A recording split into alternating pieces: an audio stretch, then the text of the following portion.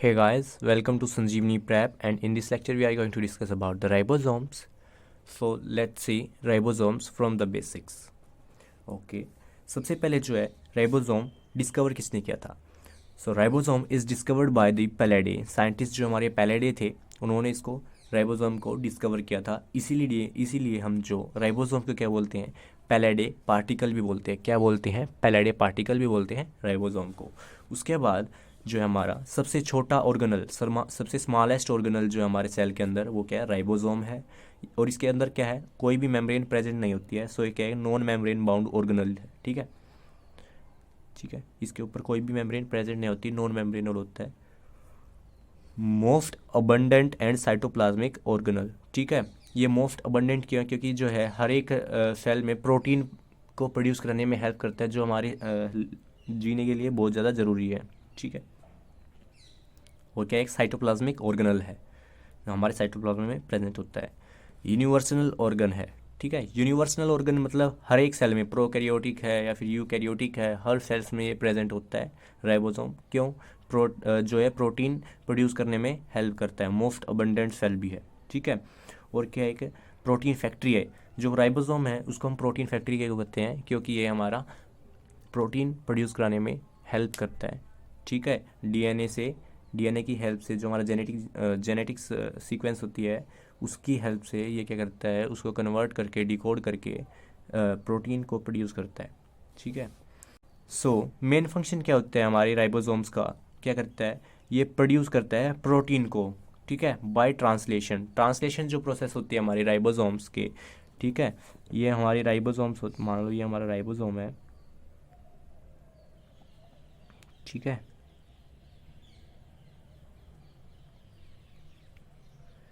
ये हमारी largest unit and smallest unit है। ठीक है, large unit and smallest unit है, जिससे क्या फिर हमारा जो डीएनए होता है उसकी सीक्वेंस, आरएनए जो होता है हमारा, ठीक है, उसको ये रीड करता है और उससे क्या करता है? प्रोटीन की सिंथेसाइज करता है। समझ आ गया होगा। नेक्स्ट वीडियो में इसको डीपली करेंगे हम, ट्रांसलेशन को भी, डीएनए के पोर्शन में। और ये क्या है? एक ऑर्गेनल विद इन ऑर्गेनल है। जो हमारा राइबोसोम है ये क्या करता है? एक ऑर्गन है, ऑर्गेनल के अंदर भी ऑर्गेनल है। जैसे हमारा माइटोकॉन्ड्रिया है, माइटोकॉन्ड्रिया के अंदर एक माइटोकॉन्ड्रिया जो एक सेल के अंदर ऑर्गेनल है। ठीक है, जिसके अंदर क्या है? ये राइबोसोम प्रेजेंट होता है, तो इसलिए इसको ऑर्गेनल विद इन ऑर्गेनल बोल रहा है। और जो प्लास्टिड होते हैं वो हमारे प्लांट्स के केस में होते हैं, तो उसके अंदर भी ये प्रेजेंट होता है। ठीक है, और मेन फंक्शन आपको पता है इसका क्या है? ये प्रोटीन को सिंथेसाइज कराता है। ठीक है, प्रोटीन की सिंथेसिस कराता है। ठीक है, प्रोटीन प्रोड्यूस कराता है। मेन फंक्शन राइबोसोम्स का ये है। और राइबोसोम को प्रोड्यूस कहाँ से होते हैं, मतलब राइबोसोम कहाँ से जनरेट होते हैं? जो हमारा सेल होता है, सेल के अंदर न्यूक्लियस होता है, और न्यूक्लियस में न्यूक्लियोप्लाज्म होता है, और इस न्यूक्लियोप्लाज्म में एक स्ट्रक्चर प्रेजेंट होता है जिसको हम क्या बोलते हैं? न्यूक्लियोलस बोलते हैं। ठीक है, न्यूक्लियोलस क्या करता है? राइबोसोम्स को प्रोड्यूस करता है।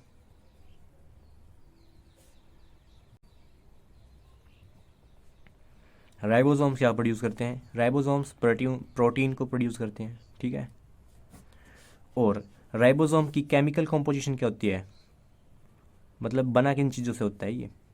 ठीक है, तो इसकी केमिकल कॉम्पोजिशन में क्या होते हैं? एक आरएनए होता है,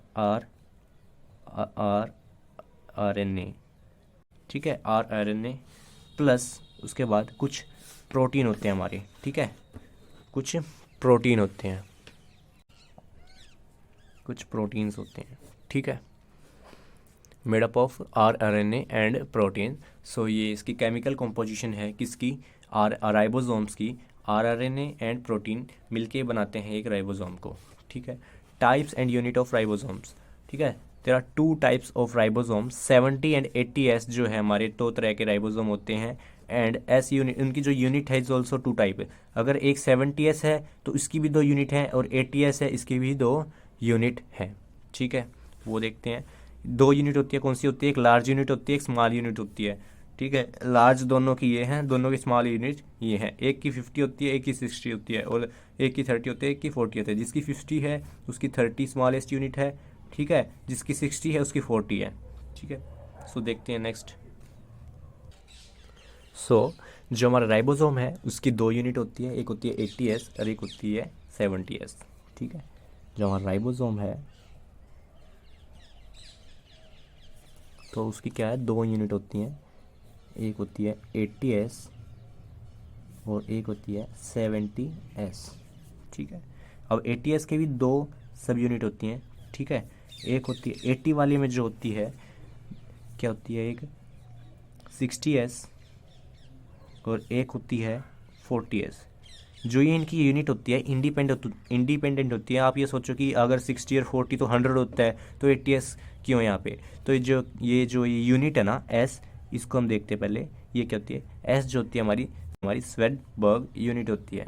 S क्या है, स्वेडबर्ग यूनिट है, जो हमें क्या रिप्रेजेंट करती है, रिप्रेजेंट सेडिमेंटेशन कोफिशिएंट, जो क्या करता है, measure the size and density, ठीक है। जो मैंने यहाँ पे बताया था कि हमारी 2 यूनिट्स होती है ना राइबोसोम की, एक ये होती है और एक ये होती है। सो जो है इनके जो साइज में भी डिफरेंस करती है, ये 60 हो गई है, ये हो गई है 30, और इसकी डेंसिटी जो है, ठीक है, उस पर भी डिफरेंस करती है, तो ये 40 हो गई है, ठीक है। इसके थ्रू क्या होगा, हमारा RNA होगा, इनको रीड करके और प्रोटीन को प्रोड्यूस करेंगे, ठीक है। तो ये होती है हमारी, ये होती है लार्ज, ये होती है स्मॉल, ठीक है। ये होती है लार्ज, ये होती है स्मॉल है।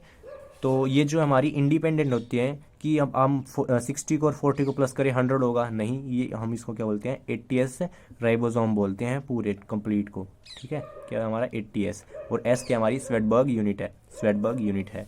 और ये क्या है, एक नॉन एडिटिव है, इसलिए क्या है कि नॉन एडिटिव है कि आप 60 और 40 को प्लस करके 100 होता है, पर वो नहीं है, ये 80S इसीलिए रखा है इसका, ठीक है। और दूसरी वाली जो होती है हमारी 70S जो है हमारी क्या करती है, इसके भी 2 होते हैं, एक होता है 50S और एक होता है इसका क्या होता है 30S, ठीक है।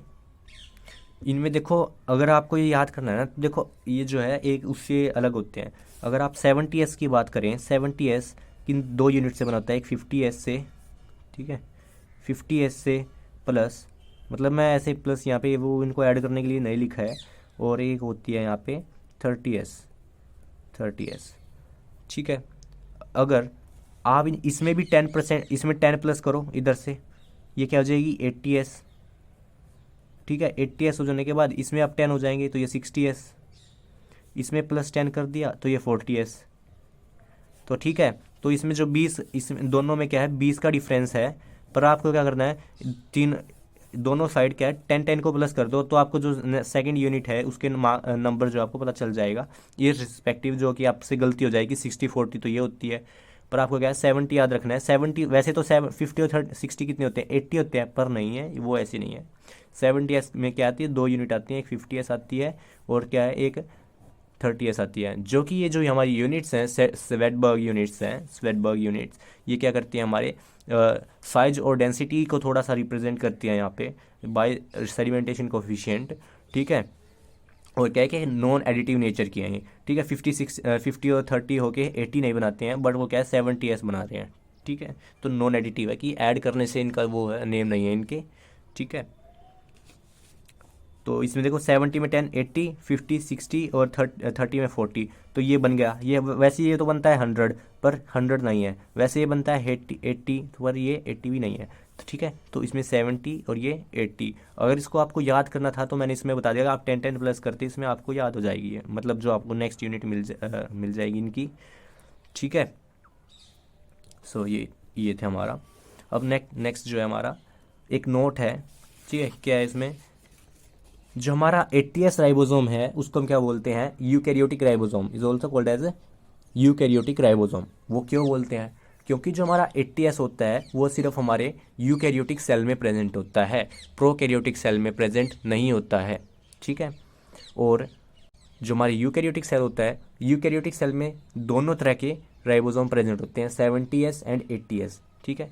और जो हमारा प्रोकैरियोट होता है, प्रोकैरियोट में सिर्फ 70S होता है, क्योंकि उसमें 80S नहीं होता है। तो देखो मैंने क्या बोला है कि जो हमारा 80S होता है वो यूकैरियोट्स में प्रेजेंट होता है, ठीक है। इसीलिए इसको हम क्या बोलते हैं, यूकैरियोटिक राइबोसोम बोलते हैं, ठीक है। उसके बाद ये है हमारा प्रोकैरियोट में प्रेजेंट नहीं होता है, प्रोकैरियोट्स में नॉट प्रेजेंट। अगर इसमें प्रेजेंट नहीं है तो उसमें कौन सा प्रेजेंट होगा, सो ओनली 70S जो क्या है प्रोकैरियोट्स में प्रेजेंट होता है, ठीक है।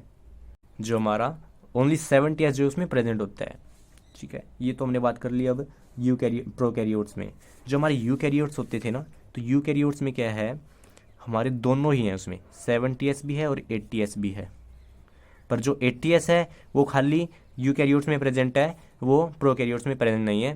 पर जो ये 70S है प्रोकैरियोट्स में भी प्रेजेंट है और यूकैरियोट्स में भी प्रेजेंट है। और 80 है उसको यूकैरियोटिक क्यों बोला गया है, क्योंकि वो सिर्फ यूकैरियोटिक में ही प्रेजेंट है, ठीक है, प्रोकैरियोट में नहीं प्रेजेंट है, ठीक है। तो इसलिए यूकैरियोटिक में है 70 और 80S दोनों प्रेजेंट है, ठीक है। 70S और 80S दोनों प्रेजेंट हैं, पर प्रोकैरियोट्स में नहीं होता। उसमें क्या है, हमारा 80S प्रेजेंट नहीं होता, उसमें सिर्फ 70S प्रेजेंट होता है। तो ये नहीं होता, इसलिए हम इसको 80S को क्या बोलते हैं, यूकैरियोटिक राइबोसोम बोलते हैं। ओनली यूकैरियोटिक सेल्स में प्रेजेंट होता है, प्रोकैरियोट में नहीं होता है। तो वो भी बात बोल ली है, called eukaryotic ribosome because only found in eukaryotic cells. Eukaryotic cell में प्रेजेंट होता है 80S, नॉट इन प्रोकैरियोट्स। जो हमारे प्रोकैरियोटिक सेल्स होते हैं उसमें प्रेजेंट नहीं होता है 80S। Prokaryotics have only 70S। जो प्रोकैरियोट्स होते हैं उनके पास 70S होता है, 80S नहीं होता है। इसीलिए 80S को हम क्या बोलते हैं, यूकैरियोटिक राइबोसोम बोलते हैं। और क्या यूकैरियोटिक सेल्स के साथ पास have both 80S and 70S ribosome. इसके पास दोनों ही राइबोसोम होते हैं, ठीक है। नेक्स्ट देखते हैं। अब देखते हैं हम राइबोसोम्स इन यूकैरियोटिक्स, कि हमने जो पढ़ा है हमारे यूकैरियोटिक सेल में, ठीक है, यूकैरियोट्स में दोनों ही प्रेजेंट होते हैं ना। कौन से वाले, 80S वाले भी और क्या है 70S वाले भी, दोनों ही प्रेजेंट होते हैं हमारे किसमें, यूकैरियोटिक सेल में, ठीक है। दोनों राइबोसोम प्रेजेंट होते हैं। 80S वाले जो है हमारे वो कहाँ पे प्रेजेंट होते हैं, हमारे साइटोप्लाज्म में, ठीक है, साइटोप्लाज्मा में। और कहाँ पे, साइटोप्लाज्मिक होते हैं, साइटोप्लाज्मिक, ठीक है। और ऑर्गेनल्स और ऑर्गेनल क्या होते हैं हमारे, ऑर्गेनल क्या, वो हमारे ऑर्गन्स के अंदर है, ऑर्गन्स के अंदर। ऑर्गेनल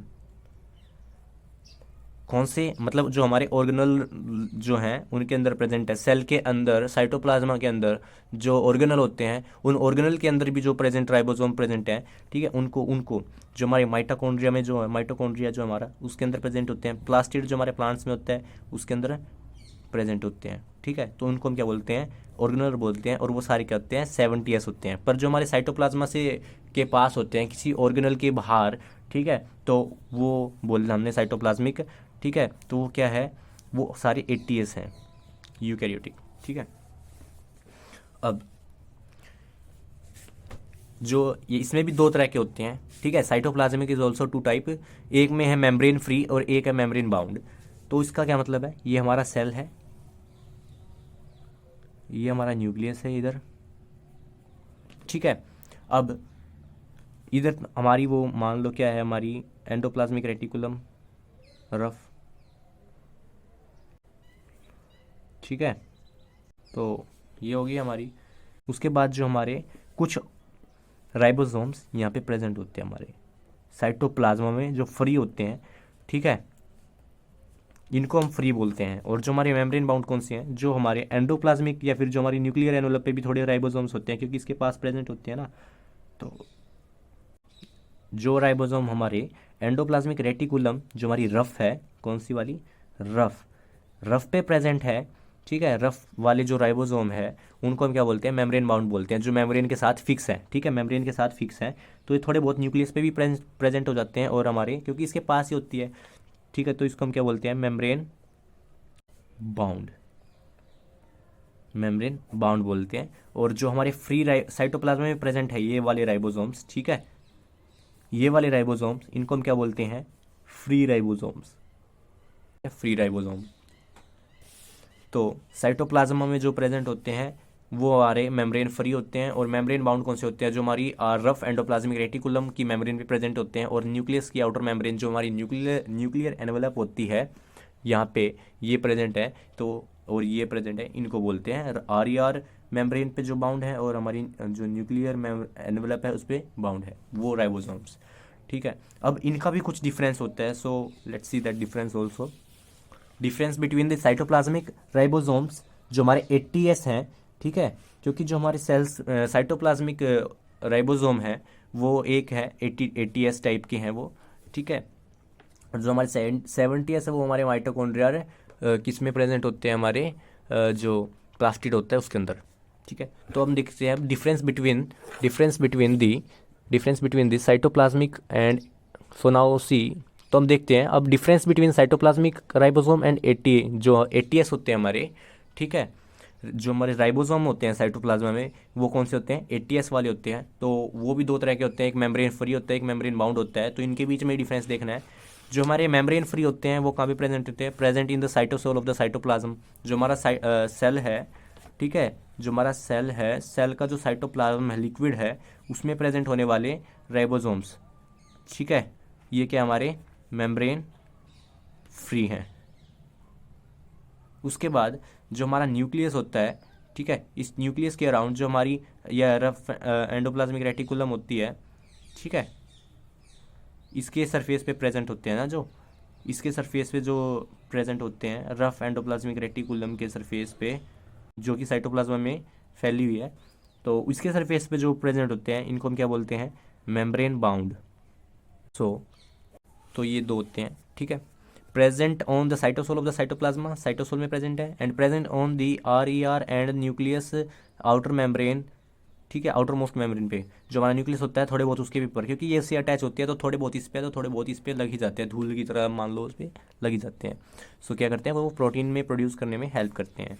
सो जो फ्री राइबोसोम्स हैं produce protein used inside the cell, जो हमारे ये सेल के अंदर वाले हैं ना, तो ये जो प्रोटीन को यूज़ करते हैं हमारी सेल की इंटरनल नीड्स के लिए ही यूज़ करते हैं, ठीक है। जो हमारा सेल है इसके अंदर जो भी नीड आएगी, ठीक है, वो प्रोटीन इसके अंदर यूज़ होगा। पर जो हमारी ये एंडोप्लाज्मिक रेटिकुलम है ना, रफ, ये जो प्रोटीन प्रोड्यूस करेगी, इसके पास जो हमारी गोल्गी अपरेटस होती है, ठीक है, इसके पास जो हमारी ये सेल में, ठीक है, इसके पास जो हमारी, मान लो ये हमारी जो रफ एंड गोल्गी अपरेटस होती है,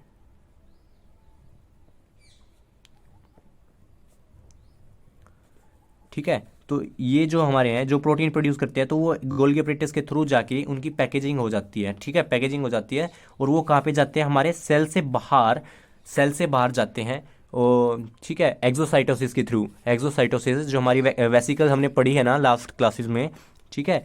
तो जो वेसिकल यहाँ पे जो वेसिकल में उसको क्या करते हैं? पैकेज कर देती है हमारी गोल्गी अपरेटस, गोल्गी बॉडी, और उसको क्या करती है? सेल से बाहर, और सेल की जो सेल से बाहर जो भी नीड होती है प्रोटीन की, उनको पूरी करने के लिए जो प्रोटीन होता है, वो प्रोटीन हमारी ये वाली जो हमारी रफ एंडोप्लाज्मिक वाले प्रोटीन है बनाते हैं। क्योंकि जो वो प्रोटीन है ये उसको अपनी जो गोल्गी अपरेटस होती है उसके थ्रू पैक करा देते हैं, ठीक है, वेसिकल्स में, और जो वो है सेल्स, वो प्रोटीन हमारा बाहर निकल जाता है, ठीक है, outer need of the cell, ठीक है, एक्सटर्नल नीड्स के लिए, सेल की बाहरी नीड के लिए। Membrane bound ribosomes produce protein that are exported from the cell to be used elsewhere, ठीक है, सेल से बाहर, सेल की बाहरी जो जो हमारी बॉडी में कहीं पे भी नीड होगी तो वहाँ पे वो चला जाएगा, ठीक है।